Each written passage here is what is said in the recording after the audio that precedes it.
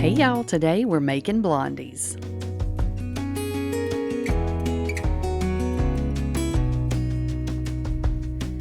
Okay, so go ahead and get your oven preheating to 350 degrees Fahrenheit, and then we're going to get our dry ingredients put together. So what you're going to need is 2 cups of all-purpose flour.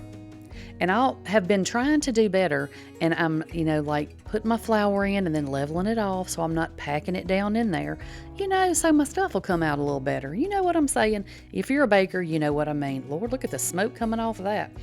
Anyway, you're going to then add in some baking powder. You need 1 teaspoon of that, and then about half a teaspoon of salt. Okay, you're going to get that all good and mixed up, and then we're just going to set that over to the side until we get ready for it. Okay, and we're not using a mixer or anything for this recipe. Super simple. You need a couple of bowls and a whisk, and a spoon. We'll get a spoon in a minute. So for the wet ingredients, you need 1 cup of packed light brown sugar. You need 3/4 of a cup of regular sugar. And then you're going to need 3/4 of a cup of melted butter.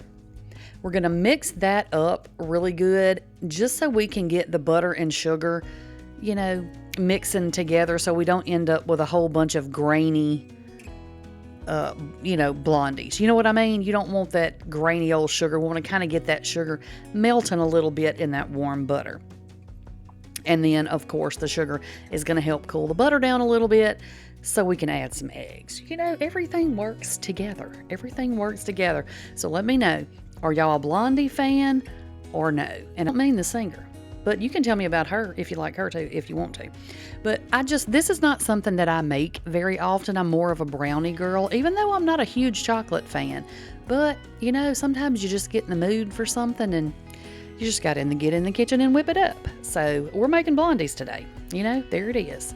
So once you get your butter and sugar mixed up good, you're going to add in 2 eggs and about 2-ish teaspoons of vanilla. I don't measure that. Yes, I'm still using the cheap stuff. No, I still don't want to talk about it. So I'm going to use it until it's gone, and then we're going to do better. Okay, that's what we're going to do.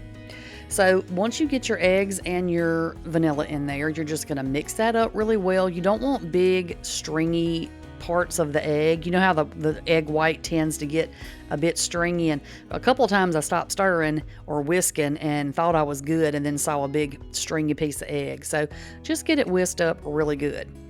Once everything is good and combined, you're going to add in your dry ingredients, and we're just going to fold those in with our little rubber spoon. Spoonula. What are those things called? I guess it's just a spoon, but anyway, you don't want to overwork. Anytime you're making anything that you're baking, cookies, cakes, stuff like this, try not to mix it until you just beat it to death. Just mix it until you get your stuff incorporated. And I know when I speed it up, it looks like I'm beating it to death, but I'm not. Once everything is good and mixed, you're going to add in about 1 cup of white chocolate chips. Now, you don't have to add the white chocolate chips if you don't like white chocolate. You can do regular chocolate chips if you want to. You can not put any chips in there if you don't want to. You can just bake this as is if that's the way that you like it. Do whatever you want to do. So you're just going to fold those chips in until they're good and just kind of distributed throughout your batter, okay?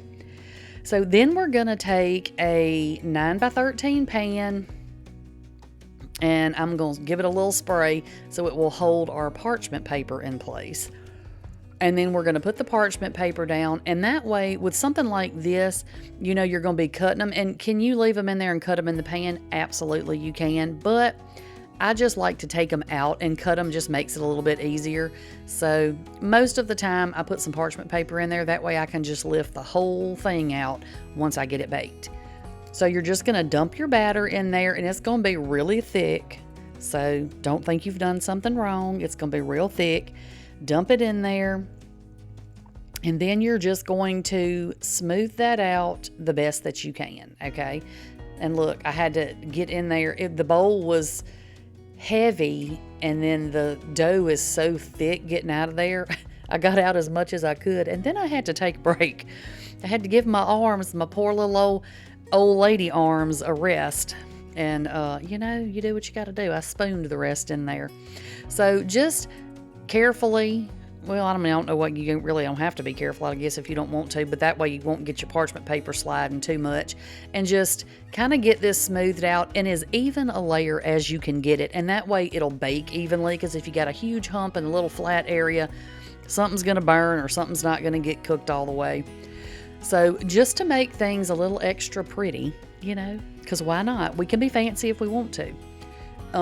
Once I got everything flattened out the way that I wanted it, I just added some more white chocolate chips right to the top, you know, so we can be fancy. We're trying to be Pinterest worthy over here, right?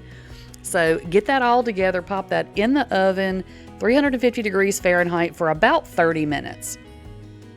Until, you know, your edges are good and browned and you're not jiggly anymore in the center.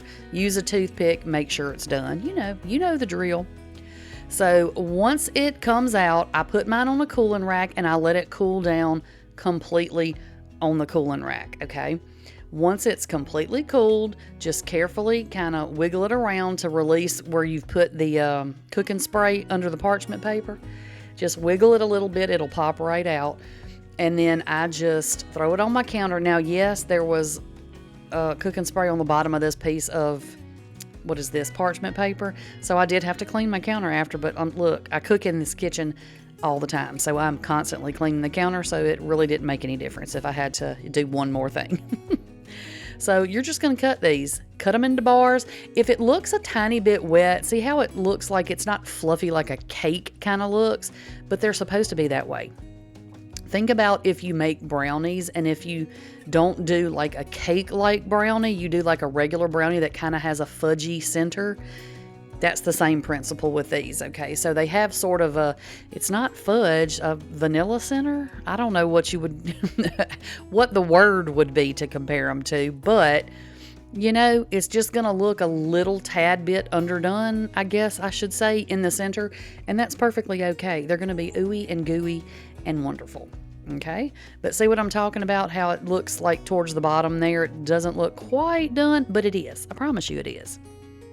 So anyway, if you're a fan of brownies and you want something a little bit different, make these blondies. It's almost like a cookie and a brownie had a baby, but without chocolate, if that makes any sense. All right, that is all I've got for y'all today. I will catch y'all on the next one. Bye, y'all.